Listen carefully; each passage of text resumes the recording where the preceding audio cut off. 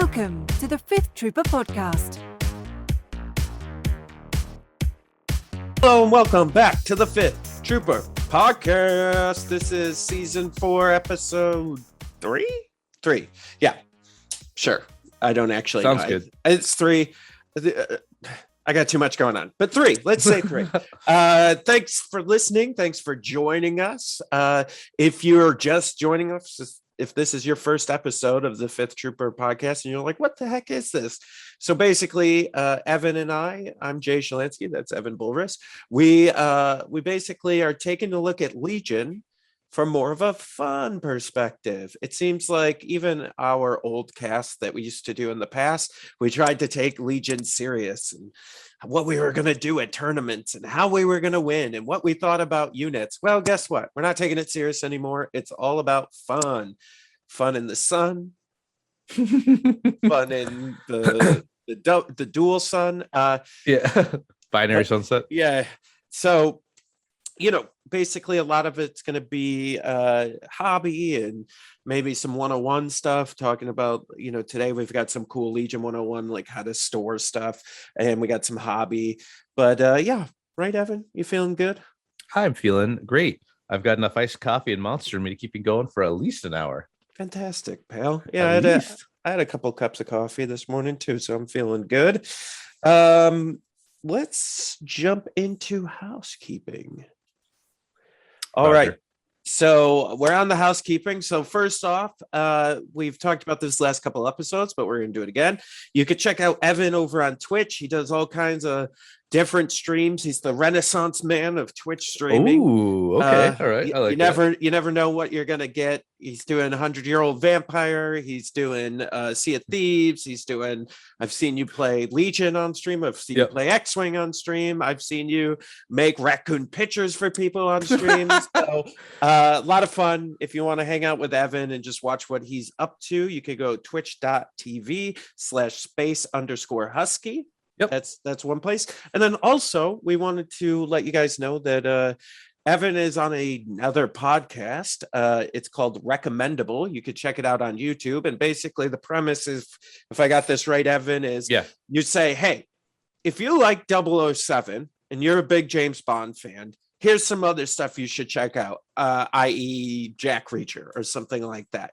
And you guys go through and basically recommend things to play, things to read, and things to watch that are in relation to whatever the topic of the week is. Correct. Yeah. So our next one coming out is going to be on Dune. We try to hit a movie or something kind of relevant to the time where we're talking about it. And like, hey, if you like Dune, you may like Mass Effect, or you may like the board game, or we go through a few things, like a comic we might recommend, or a book. And if you haven't read Dune, do it. It's great. Yep. But we take a current thing. We recommend, hey, if you like this, you might like this other thing. So it's more of a listen to it to get some more ideas of what you might want to listen to. Yeah, cool. And so you can check that out on YouTube. Just go to YouTube and search Recommendable and check that out. As always, if you listen to our sister podcast, The Notorious Scoundrels, or if you listen here, we talk about our Patreon.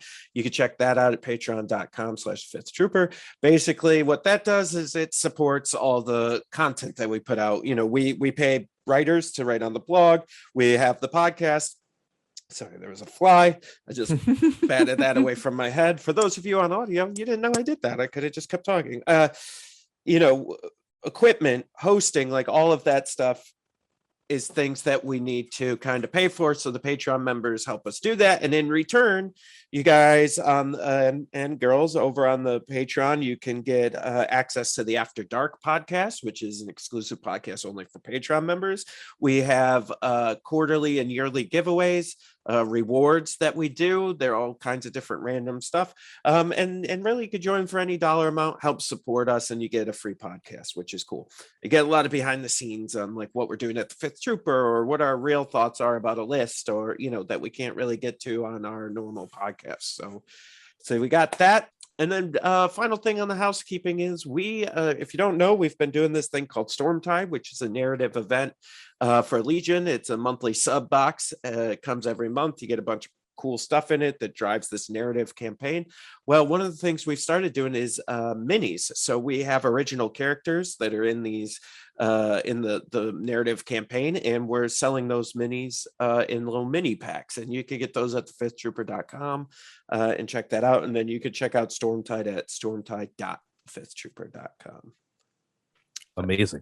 That was a lot. I tried to get through that fast. Yeah, that was good. That was good. That was a speed run. Yeah, I know Housekeeping everybody wants to just get to the content. So let's get to the content. I am really excited about this next segment. If you've listened to the Fifth Trooper podcast from the beginning, you are very familiar with this segment. This is something that Evan and I came up with. See, a long time ago, we gave Evan the moniker of the raccoon.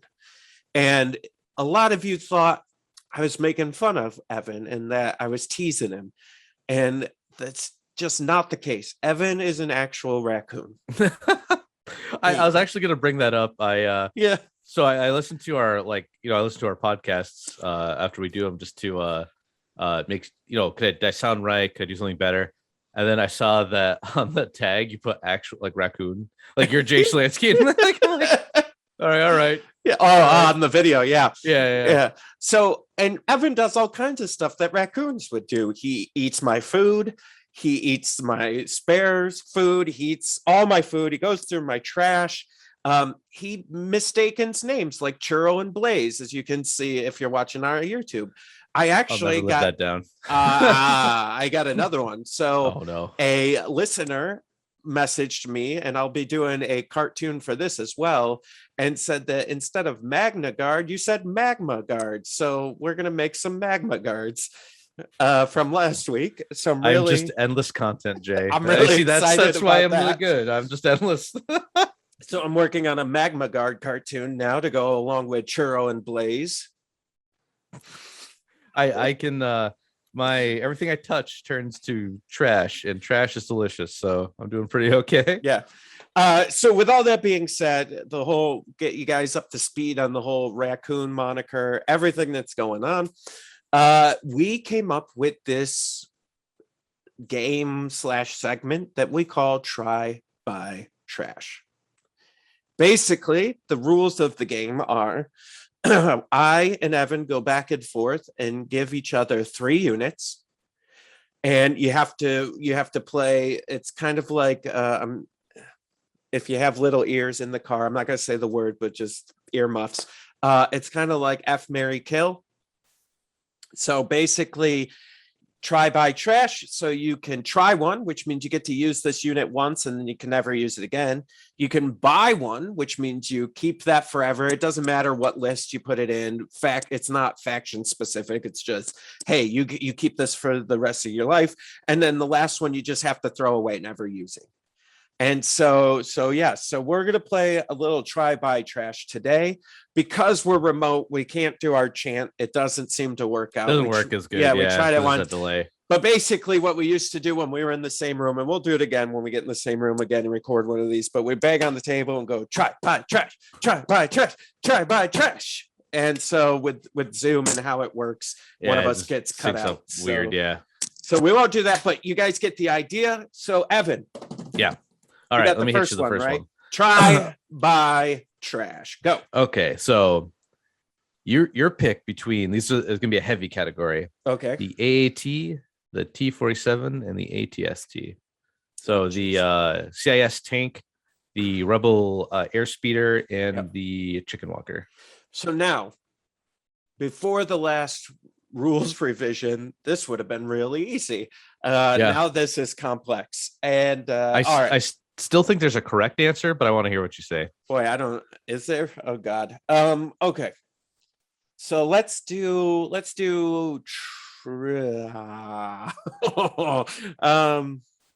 Yeah. All right. So I think I know the answer to. I just don't like it. Yep. So I'm going to buy the AAT. Yep. And I that think one's that's gonna forever. I'll just always have that. And now everyone, this is based on the rules today. Yeah, it could change in right. 2 weeks.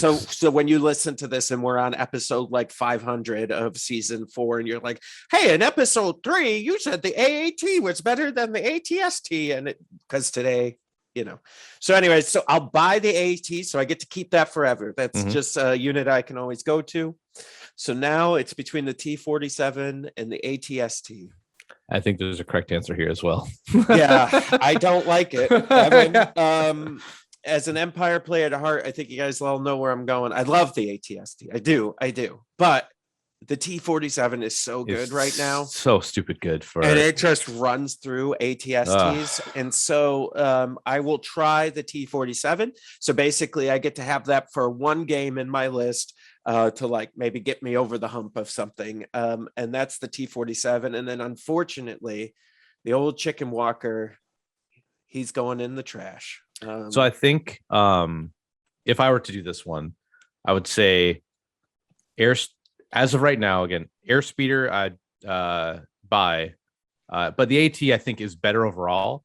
But I think you can get almost 2 airspeeders for the price of one AAT with upgrades. Yeah. Right. And I think that's my take on the ATSD. Yeah, it's just there needs to, we've talked about it before. I really wish there was like a pseudo Pierce against infantry, right? Like hey, I'm shooting with this massive cannon.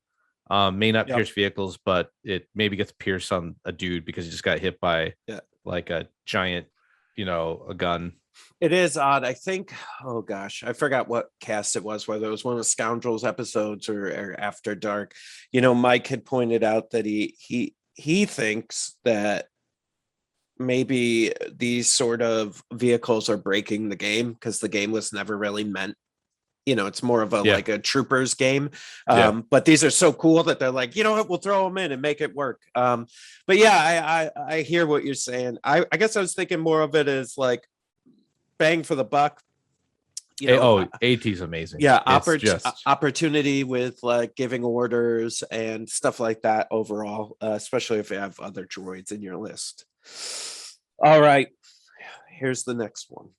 Now it's my turn. You're on the hot seat there, Raccoon Got Pants. me. Yeah, hit me. All right, so this is going to be in the operative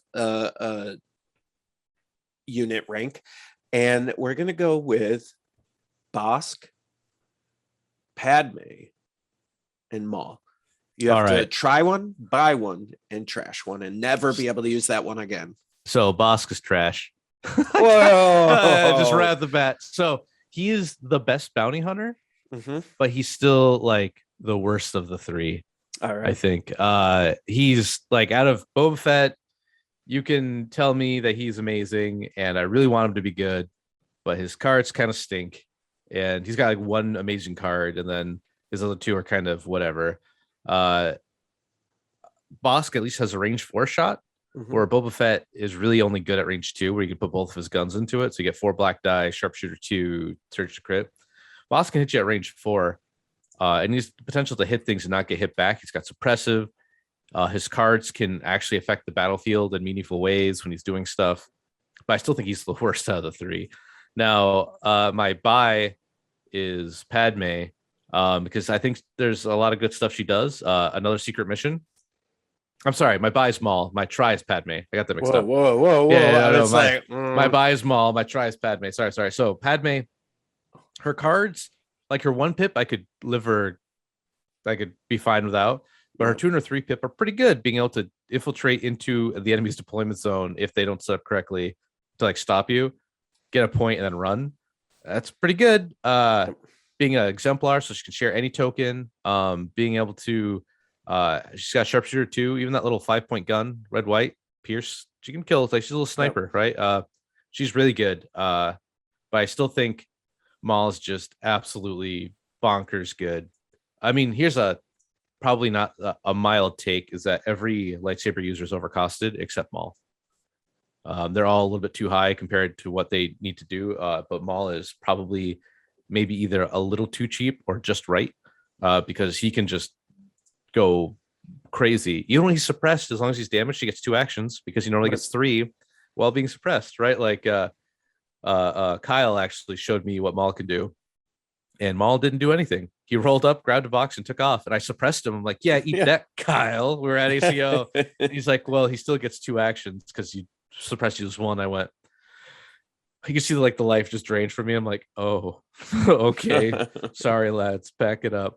So he beat me without even swinging a lightsaber, right? Like it's Maul's just, he's got 2/1 pips or 3, right? You could do ambush and the 2 he comes with that counted others. He's just so amazingly good, but I actually think he should be the baseline for all lightsaber users. Like, power them about this level because it should be scary. They have a lightsaber. Like, you're a dude with a gun and like armor made of plastic, right? Like, what are you doing against this? So, Maul's my buy, Padme's my try, and I actually think she's very good.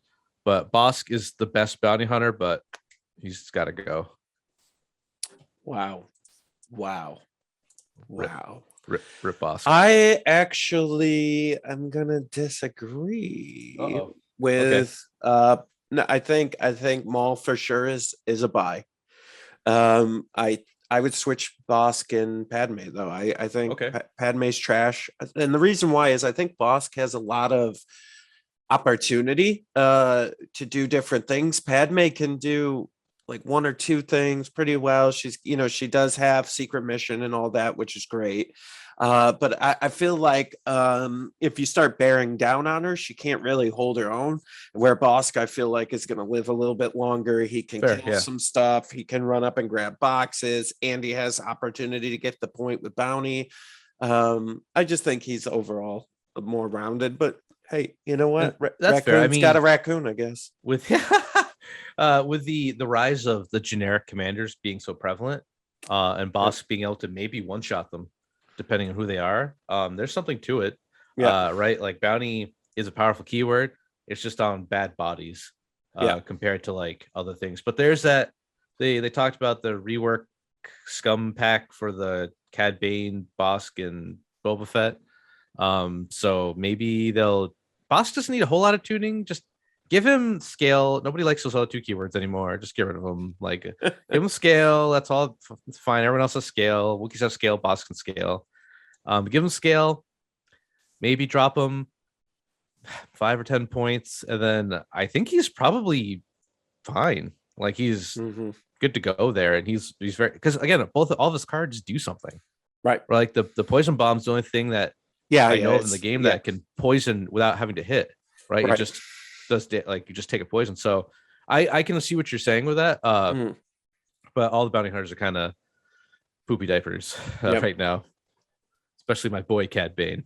my poor. So that could change soon, but for right now, dude, he was bad out of the box. Like, he didn't. There was never a time when Cad Bane was good. The time when Cad Bane was good when CIS had nothing else, so you took him just because. That was the only time he was like great. But all right. Try, buy, trash. Commander, Anakin, Kallus, Lando. all the commanders with flawed. This one's tough. I actually think there's not really I think there's some people think it's a correct choice, but I think this could be go any way here. I think off the bat, I would probably hold on. I gotta take a look at Lando real quick because they kind of His cards are real wordy, but they're good. So I would probably buy Kallus. Okay. Try Lando and trash Anakin. And I feel like that's a consensus. Here's why. Anakin's real tough. I like I like the concept of what he's supposed to do. And I'm not saying he's bad, right? I like the concept of what he does. The problem is he's just real expensive for what he does. And there's not a lot of other things you can do in that without like taking a hit elsewhere, right? So like you could put Anakin and Obi-Wan in the list, but like you're gonna take a hit. Because he's like 160 points. 160 points without any force upgrades, and you have to put force upgrades on force users, right? To make them worth it. Yeah, and then Lando, he's what, 105. He's got some interesting stuff going on with the covert ops. He's basically a pumped up Han, really, with some other stuff going on. I like that his cards do some stuff like, with discard pile, like what's Mhm. his 1 pip. If there's a 3 pip command card in your discard pile, what he gets, what, an aim, dodge, and two aim, 2 dodge tokens if there's a 3 pip and a 2 pip. Yeah, yeah. Yeah, and then if there's a 1, 2, and 3, it goes up to 3, right? So I like that kind of thing, but for me it's really hard to like focus in on what the hell is going, like when to Yeah. play that. And anyways, and then Callus, I think he is underrated. I'm Yeah. not- Agree. and I think that he has some really good play. I love ISB Investigation. It's a really, really good card. And basically, for those of you that don't know, ISB says, hey, opponent, I'm going to pick a pip in your hand and you can't play that next turn. And then what that does is if you have Callus and something else in there, right? You're basically going at 2 pips for ISB. You're saying, all right, you can't play 1 pips. But what happens is that's for 1 round. But then the next round, Callus has cunning. So you can actually play Callus 1 pip and get priority there too. So you could potentially have 2 rounds of priority, which is really, really good. If you guys haven't heard me on the Scoundrels talk about this, I really like Vader Callus. I think there's some really good opportunities there. And so, yeah, so that's my buy. Where are you at on that, Evan?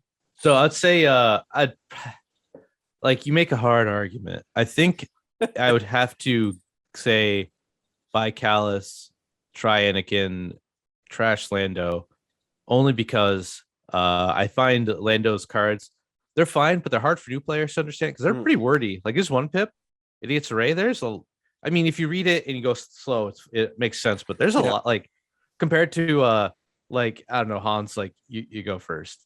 Like, Right. that's the card more or less just says it's a right. But to Lando's credit, the all in his 3 pip where each enemy unit at range 1 to 3 in a line of sight of Lando Calrissian gains 2 observation tokens before Lando Calrissian rolls dice during an attack. You may declare shields or criticals. After you re-roll dice step, if there is at least one of these declared results, add 2 matching results. If there is not, your opponent removes up to 2 dice. So if Legion were a little bit more exciting to watch, right? Like if it was more of a let's say it was a PC game where when you moved units they ran, right? Like it had like animations and stuff happening. This card would be on so many highlight reels of people making these crazy calls and getting away with it. Yeah. Right? Like oh, I say crits and you add like 2 crits, and then like, whoa, I shields, and like Lando's like tanking like an entire army's worth of shots because you're calling the right results, right? Like that's a playmaker card. That's a highlight reel card if I've ever seen one where you're gambling, right? Like that's the whole point. Like that'd be super cool. And I think in a big event, like if let's say Lando makes it to Worlds, and then there's someone goes all in and puts Lando in there and plays all in, and he starts calling these results, and he start like everyone in the chat's going crazy because it's just like, he should have been dead, but he's just not going down. Like, I think that's a super cool card. That said, I think Anakin is a little underrated, but not too much. His biggest problem is none of Anakin's cards give him a dodge token. Right.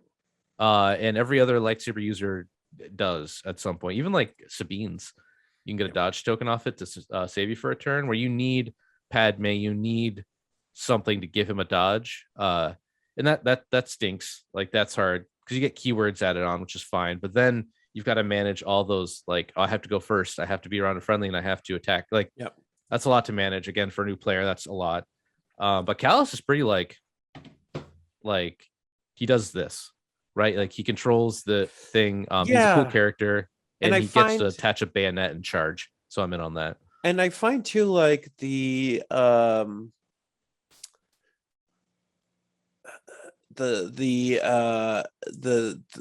flawed cards are like, for some reason, Lando's flawed card is like pretty brutal for what Yeah. he wants to do. Like, Yeah. so basically, if there's 3 cards, he can't play one of his command cards. He can't play any contingencies. Yeah. And it's like, okay, well, but that's what he does, Yeah. right? Where like Callus is that Like, yeah. he, if he's wounded, he gains 4 suppression. All right, and Yeah. then If and he then attacks, right? Yeah, that's his, yeah. What's the wording? At the end of that enemy Callus activation, if he performed an attack and he's wounded, he gains 4 suppression tokens. Okay. And then and then Anakin's is if he's suppressed, he doesn't get an order token. Well, you can control both of those, right? Yeah, And they're not inevitable. Neither of those contingencies of the flawed yeah. card are inevitable for either of those units, where Lando's is absolutely inevitable. You're going to play 3 cards, Yep. right? I mean, unless you play standing orders 3 times in a row. Yep, that's fair. And think about not Lando's, Callus's 2 of his cards give him a recover. Yeah. So like, if you can just know when your opponent's going to do it, you just play a Lando recover card, and it doesn't matter. Yeah. So yeah, like it's flaws are weird. Also, in a lot of games I've played, I give the flaw card to the player, and we both forget about it. Yep. So like I guess like, maybe people are playing at a very high level that I'm just not. But I get the flaw card, and maybe Anakin's I kind of keep in mind. I'm like, okay, like I'll see if I can get around this, because it's a fun card, right? It's also a meme at this point in Star Wars. It's not a story Jedi would tell you, right? Yeah. But like Lando's and Agent Callus's, I just forget when I play, and at the end of the game I go, oh yeah, here's your flaw card back, right? With Callus's I don't even like care. Yeah, I guess. Yeah. So no, okay, yep. I can agree on that. All right, let's move it on. We've got, what's next, Evan? Oh, okay. So, Yep. All right, Evan, this is me for you. Ready? Yep. Commanders for the Republic. This is new wave stuff. I know they're not out, right? And I know we haven't gotten our hands on them, but just want to get your feel for these. Try buy trash. Try buy trash. Try buy trash. Try buy trash. Yoda, Commander Chewie, or the Wookie Chieftain Commander. So I'm gonna say buy Yoda, try Wookie Chieftain, trash Chewie. But let me go over a little bit. Look at the cards here, and I go over a little bit why. I think Yoda is gonna be, so barring a points update or whatever is gonna happen when they decide to release the RRG, right? I don't think Yoda would see play right now. Mm-hmm. Considering how good the Rex ball is, right? Mm-hmm. I think all these units suffer from Rex being too good, minus the clone commander, because you can do some janky things with him because he's so cheap and he does so much. So take that with that grain of salt, that every commander is kind of not great, and and Gar until Rex gets a little bit of a nerf. But that said, let's say in a world where Rex doesn't exist, we'll just say that Yoda's great. Like, hey, you share tokens. What if I just put out some more tokens? Hey, you can perform 2 attack actions. This is at tour mastery. After you perform attack in a dodge token, so after he attacks twice, gets 2 dodges. Okay, that's pretty great. Mm-hmm. While defending against a ranged attack, spend a dodge token to the attacker suffers 1 wound, so gets deflect off it. A Master of the Force 2, 3 force slots, a command slot. He's like a better Palpatine. Mm-hmm. Right? He surges to crit. He gets surge to defense with red dice, 5 health, 4 courage. He's got a little force wave throw, 1 to 2. His lightsaber is 4 red, impact 2, pierce 2. But the big thing about Yoda is his cards can keep recycling, right? Yep. So you play 1 to get 2 back. I'm sorry, it's 3 for 1, 1 for 2, 2 for 3. Something like that. I might be getting that kind of wrong, but the size matters not. Yeah, okay, I was right. So and his cards are good. Like, he's just a solid unit. He's kind of, I think, like an update to Palp. Like, hey, we'll try this and see how this goes and see if that's good, right? He's really fun. I'm actually really excited to do Yoda and honestly Yoda and Chewie and do the furry limousine and have Yoda get carried around by Chewie. I think that's gonna be a lot of fun. I saw some cool models out there that actually have a Chewie it's a STL print that you can have with Yoda on his back, like riding him and like hanging on to the fur. Yeah, like even the cards, like size matters not, and then the the Yoda Chewie cards called size matters sometimes. Like that's fun. That's really funny. Like you could feel the lasting remnants of Alex Davey and Luke Eddy, like some of the fun cards they had, and like all the Wookiee cards. So talking about the Wookiee Commander, all the Wookiee cards are in Wookiee talk. I don't know the exact name. But that's super cool. Actually, Wookie Commander, I'll go over him real quick. He hits like a ATST cannon, except better because he has surge to hit naturally. So he's 2 red, 2 black, 2 white, double rainbow, just smack you, give you the Big Mac attack. Charge, duelist, agile, so he moves, gets a dodge. Indomitable, he's hard to suppress. He's got scale for 100 points. He's great. I think there's going to be a lot of people doing like Wookiee Chieftain, maybe Chewie, and then just Wookiees, and then you take 3 nobody clones just to have like so you can play, right? Like 3 phase 1s, and the rest is just the Fluttercraft and Wookiees. And I think that's going to be that guy who comes to the tournament. He's what we're going to call legend, because he's going to go like 0-4 for all the tournaments he travels to. Then one time he's going to go like 4-1 or 5-0, and he'll become a legend with that Wookiee army. I think Chieftain's good. Now they're the Chewie specific, the Wookiee specific command cards, not specific, but the Wookiee command cards aren't like super amazing, but they're good. They're fine, right? And Chewie's fine in Republic. I mean, he's a cheap leader, which is good. He's got the good, 4 red melee, good. Chewbacca bowcaster, 2 red, 2 white, critical impact pierce, good. Surge to hit, good. The t-shirt and no pants save of just 6 ups, good. Reliable 2, that's good. He's like, and he's got what Guardian really should have been. It's Guardian specifically Commander, right? So they're trying to retro act like Guardian. So Chewie's solid. I just think out of the 3, he's probably the one I would trash. Sure. But that said, unless the RG does some major changes, Yoda probably won't ever see play. But I don't know. What do you think? Yeah, I think, actually, there was a tournament in London where I think Yoda was either took the top spot or was in the top 4. Oh man. But yeah, I mean, I think Yoda. Maybe I'm wrong. Okay. No, I don't think you're wrong. Listen, we talk about meta and all this bull crap all the time on the Scoundrels, and I think really the problem is everything's such flux right now that like everything's in meta, right? Like I don't think they're, because you could face a Yoda list and never have faced one before and just not know what to do, right? And just be like, oh snap. But for me in this instance, if I'm looking at these guys in a silo, I would try Yoda, I would buy the Chieftain, and I would probably trash Chewbacca.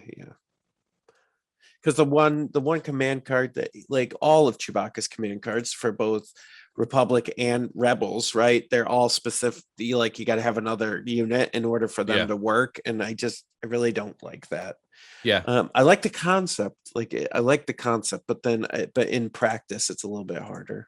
No, I agree. I think there's, again, like if the RG shakes some stuff up, I think there'll be some cool Wookiee lists coming. And if we ever get our Wookiees or Yoda shipment, that's just it's at the bottom of some ocean probably at this point. Like some fish are playing with Yoda and Chewie and having a great time. They're going to be interesting as long as the RG gives it a little shake up. I think you'll see them come in. All right. Let's do one more. Okay. Let's say oh, you know what? I'm gonna throw you kind of a softball, Jay. Oh, I like we throw stuff at each other a lot. This time it'll be something not lethal. OG Empire. Yeah, let me have it. Veers. I'm gonna say Commander Vader and Boba. Okay.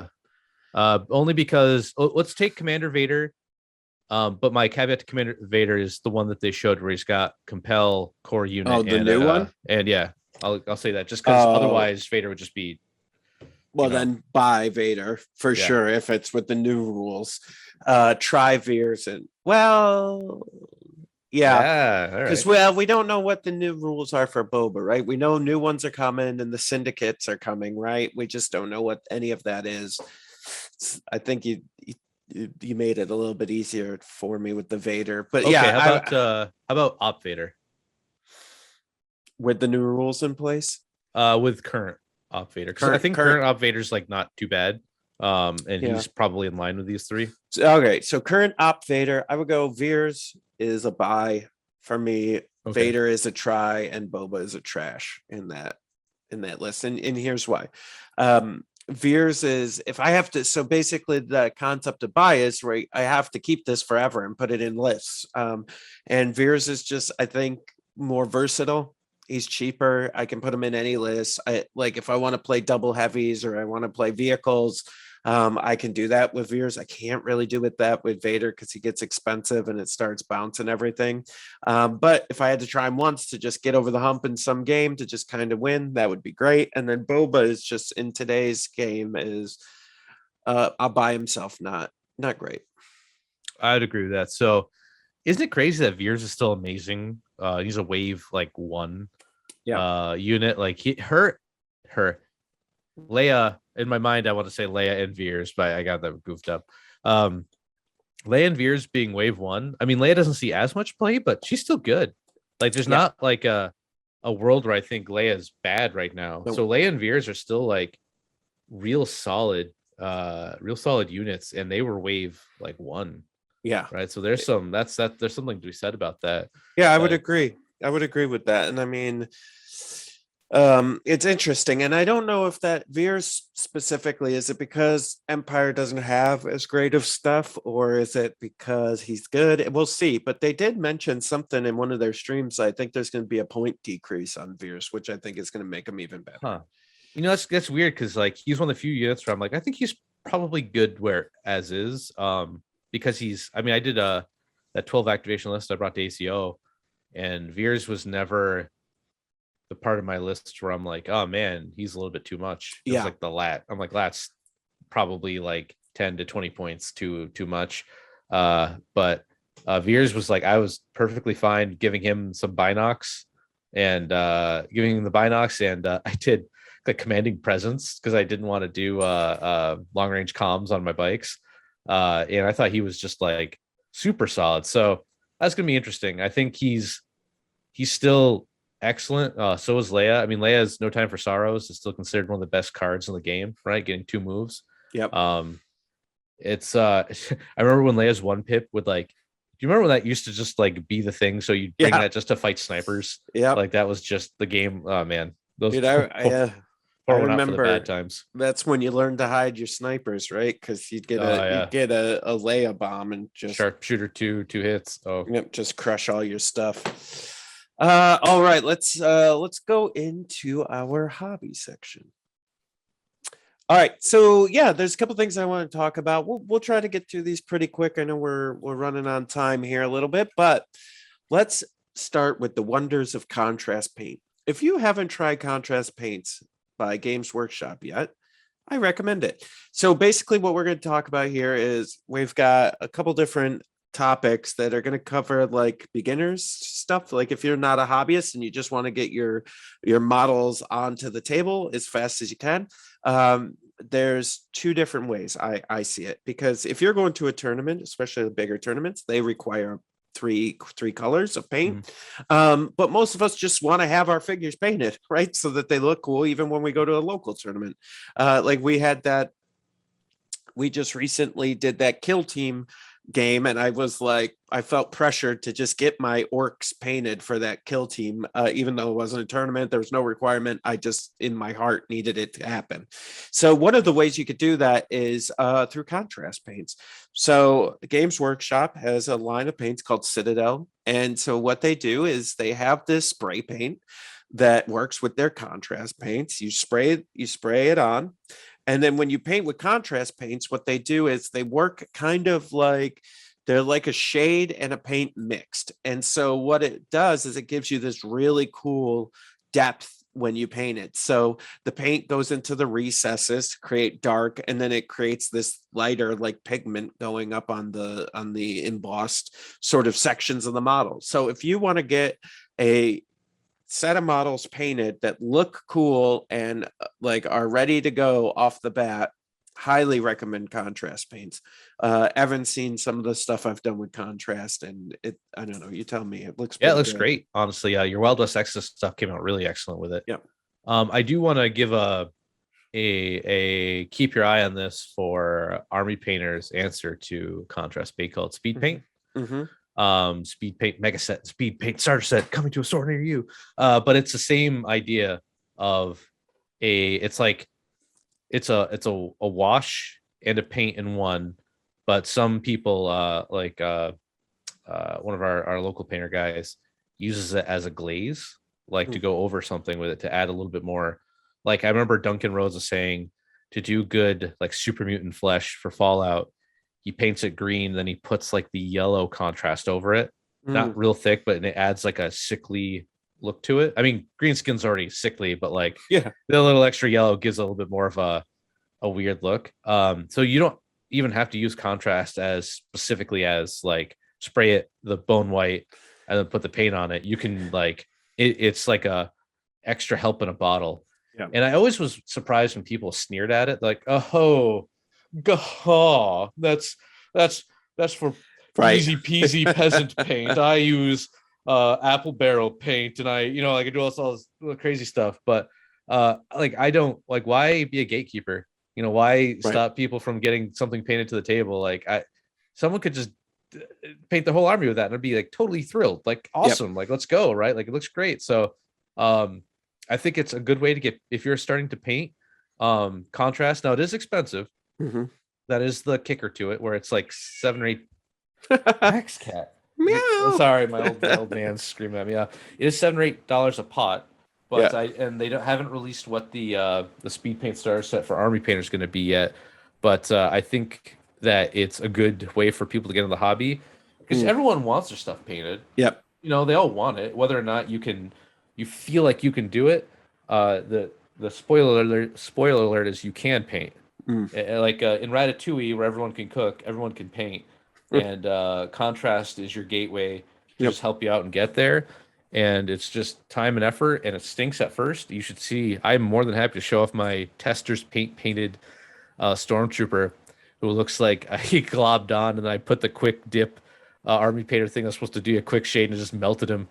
I have that, and I keep that in my bag compared to what I do now, so people can. I'm more than happy to show that. Be like, well, I'm terrible, right? But this is my progression, and like it's just time. But speed paint and army contrast paint can definitely help you get there.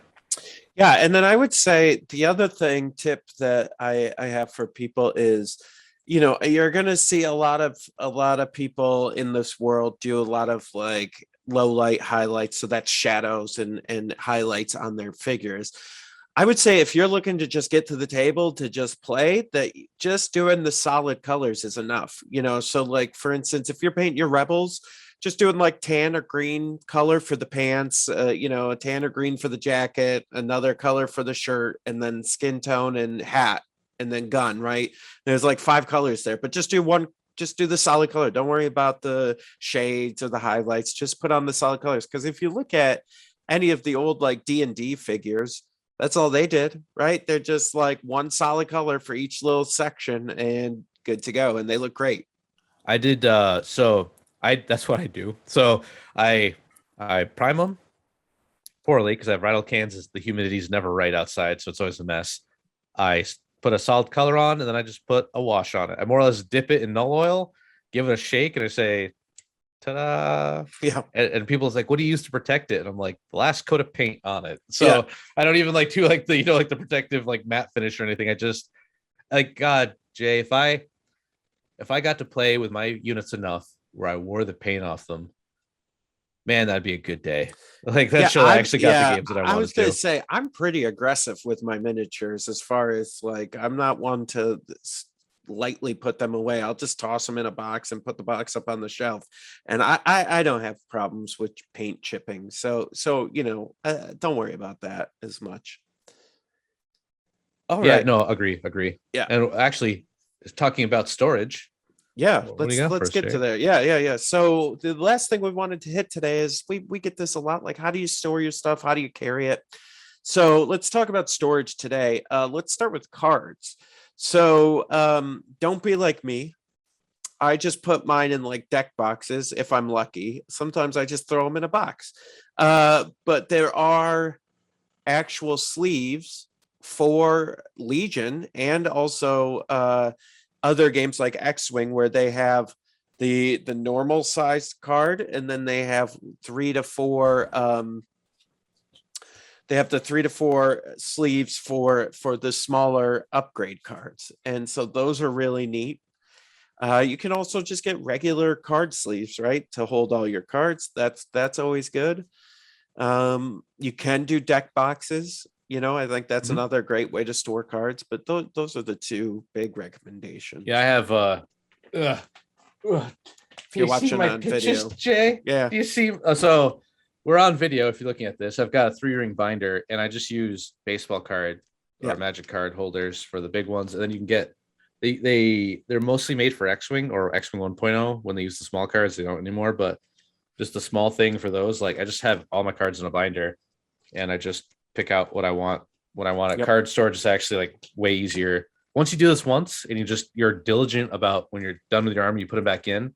This is great. If you ever are not diligent, I've got a pile of cards sitting on something over there from 3 armies ago that I still need to organize. But Yep. if you're diligent about putting them in the binder, that helps you a lot when you gotta get your stuff ready. Yeah. And okay, so let's talk about mini storage. Yeah, so there's a couple different ones. You could spend some money and go to like a what are those bags called? The Battle foam. battle foam. You can get battle foam. They're laser cut foam inserts in a really nice bag. They're a little pricey, but worth it, right? So they're Yep. specifically meant for your armies and your minis. The other thing you can do is put magnets on the bottom of your minis in the bases, and get some sort of like metal tray, and you can store them on there. You can also store minis in a bucket. That's what Evan used to do. He used to just put them in a bucket and come and dump them on the table when he My was first ready to Nova. play. Um, I've yeah, got oh, go ahead. no, Finish your thought. please, you go ahead. I was gonna say the one. So if you want a bag, because you say you travel, and you don't want. I bought Jay and I both ended up buying battle foams because we go all over the place and they're nice. But what I was actually using all the way up to that was they're called Felder. It's FELDHERR mini bags for like I'm looking at one right now. It's Felder Mini Plus 64 miniature figure case. It's a cloth bag, like cloth storage bag with a handle and everything, and it's got four like things of miniature holders for soldiers. Like that's great, right? Like they're the cheaper version, and I've had a ton of those bags. And I like them. I end up just going to the battle foam because we end up having to carry so much for all the games we play. But if you're just getting out, I don't recommend getting a battle foam because it's like $150. It could be real like yeah, you could have bought a whole army for like a whole bunch of stuff for that. But for $40 to get a nice little mini case for just even the ones you like, I used to just put the ones I painted in a bag, and the rest were just kind of like whatever. Because the Legion used to be soft plastic, now it's not so soft. But you can kind of bounce them around. But yeah, there's plenty of other companies trying to get into this miniature space that you can. Yeah. You don't have to spend those big bucks on to get a decent bag. Right, but I will say battle foam, like I love battle foam, especially with the travel. Luxurious. Like if you're flying or if you're like traveling distances, so easy, so much better. Yeah, you can even like check it for us, right? Like they're pretty robust. Yeah. Yeah. And then final one is so your supplies. So this is your dice, your measuring sticks, your movement templates, all your tokens. We generally use some sort of like plastic storage container that you can find at any like store.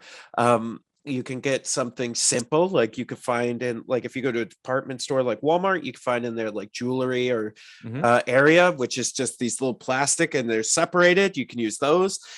Some of us also you like to use they're like the plastic, they're almost like toolboxes. They're supposed to be like toolboxes that you can find in the hardware section, whether that's at a Lowe's or a Walmart. If you go to the hardware section, they'll have these like these hardier containers with like handles on them, and those are both really, really good containers. You got any other containers? Yeah, I go actually, if you go into, I prefer Home Depot over Lowe's. If you're going for a plastic tool case, they've got more generally, because Home Depot is more of a, if you're a contractor, if you know what you're doing kind of place, and Lowe's is more of a, I don't know what I'm doing, I need to talk to somebody kind of place, right? Right. That's always, my dad's a construction worker, and that's always just like how he talks about them. So they generally have more stuff, and you can get like, it's cheap. Plastic totes are cheap. Like I have one for my whole Twilight Imperium. It was like $40. And it covers those little cups and everything. For tokens and stuff, I actually found it's a Boba Fett like makeup purse. It was on like Disney Store. It's got Boba Fett all over it. Like, and I use that for all my dice and templates. And then I have a bell bag from Animal Crossing for my tokens, because I thought it was funny. But I like it. Yeah, we just kind of use like whatever. No one cares. Like whatever you think is cool. If you like it, just do it. Like my stuff's so eclectic and weird that I don't even realize anymore like how much of a weirdo I must be pulling up some of these things. Yeah, I mean, there's even in X-Wing, you can kind of do it in Legion. It's a little bit harder because of the mass amount of minis. But you can even just get a full toolbox almost and like fit a lot of your stuff in there, and then carry. Those are meant to be carried around, and so that's another way to do it too. And then battle foam comes. They actually have foam that's cut for all the pieces and parts as well. So there's a number of different options out there for you. Oh, definitely. Yeah, it's the market's only getting bigger, and that's when the joys of capitalism kick in, because everyone's trying to do it for a lower cost to get your business. So there's not just one guy, like it used to be just battle foam, really. Like that was it if you wanted a miniature case. Now there's like 9 or 10 different companies making battle like bags that are good. So don't do a little shopping, I guess, is my thing is like, I get it sucks having to spend $200 on the bag. They're nice, but you can find way good stuff for like not even close to that. Yeah, it's all, it's for sure all about what you are willing to, put into it, and like how much traveling you're going to end up doing. Like these are all absolutely, things that are important. So, yeah. All right. Okay. All right. I think we did it. I think we did this one. All right. Great. Anything else? My cats are chirping. No, you know what? I got something. All right. I want everyone to have a great day. And wow. And I know, right? Eat that, suckers. Eat that, nihilists. But I want everyone to have a great day. And thanks for listening. We always appreciate it. Yep. I always appreciate all the feedback I get. People telling me what they liked, what they didn't like when I talked about. I love like interacting with the fans. I think it's fun. So if you have a question or you want something like more explained that what I was talking about, feel free to reach out to me. And I'm in the Legion Discord. I'm catch me on my Twitch or whatever. I'm more than happy to, like, there are times I'll be playing like Hunt Showdown and be talking about Legion for like an hour just because somebody comes in and wants to talk about it. So like it's if you got more to say about it, let me know. I'm always happy to hear what you have to say. And also send me pics of your rad like alt sculpt things you do with your models. I always love seeing those too. Cool. Yeah. All right, everyone. Well, thank you so much for listening. Join us next week, and have a great week. Everyone, stay rad. Join us next week for another edition of the Fifth Trooper podcast. This has been a Fifth Trooper production.